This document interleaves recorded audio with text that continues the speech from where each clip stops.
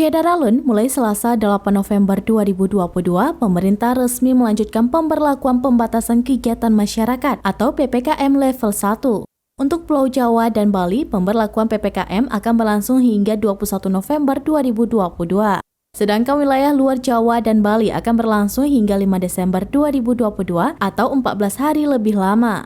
Kepala Badan Nasional Penanggulangan Bencana selaku Ketua Satuan Tugas Penanganan COVID-19, Suharyanto mengatakan bahwa meski PPKM level 1 diperpanjang, segala aturan perjalanan domestik dan luar negeri masih mengacu pada aturan lama.